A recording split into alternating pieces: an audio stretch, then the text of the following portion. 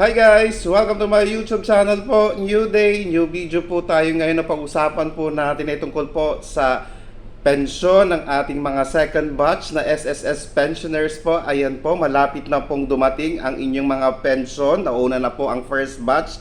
So susunod na po ang second batch. Ayan po, ang normal crediting po natin ay nasa January 16 pa po. Okay, pero again, ulitin ko po, mapapaaga po yun kasi marami po tayong mga bangko na maaga po nagre-release ng ating monthly pension. Kaya po sa ating mga SSS pensioner po dyan na second batch po, January 15, i-check nyo na po ang inyong mga ATM accounts dahil darating na po ang inyong hinihintay na monthly pension sa buwan ng Enero. Okay? At syempre po, ayan, kung kayo po ay naka-online banking, madali na po ito para sa inyo dahil meron po kayong marireceive na notification mula sa inyong bangko na dumating na po ito. Kaya nga po, iniimbitahan ang mga senior citizens po natin or mga SSS pensioners po natin na mag-online banking po kayo. Okay? Siguraduhin po ninyo na syempre po dapat yung mga passwords po natin hindi natin binibigay or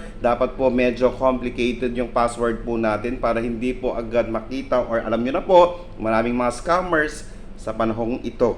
Okay? At syempre po panawagan na rin po ito sa mga SSS pensioners po natin na hindi pa po nakapag-comply ng AKOP or Annual Confirmation of Pensioner po. Kailan lang po, meron po akong tinulungan na isa sa mga pensioners po natin na wala pong na-receive na pension dahil nga po hindi po siya nakapag-comply ng AKOP. Okay, tinulungan po natin siya, kinausap natin siya para po mabilisan po ang pag-comply ng kanyang AKOP. Okay?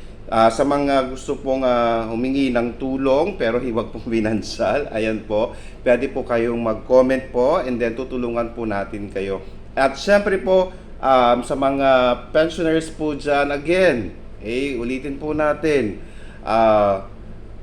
pag medyo expired na po o malapit na pong mag-expire ang inyong mga ATM cards, please, pumunta po sa pinakamalapit na bangko po ninyo para po ma-update po ito at mabigyan po kayo ng bagong ATM cards. Baka po pag check nyo po, hindi na po gumagana, expired na po pala ang inyong ATM. Okay? Sa ating mga SSS pensioners po dyan na second batch, January 15, abang-abang na po kayo para po sa inyong Enero 2026 monthly pension.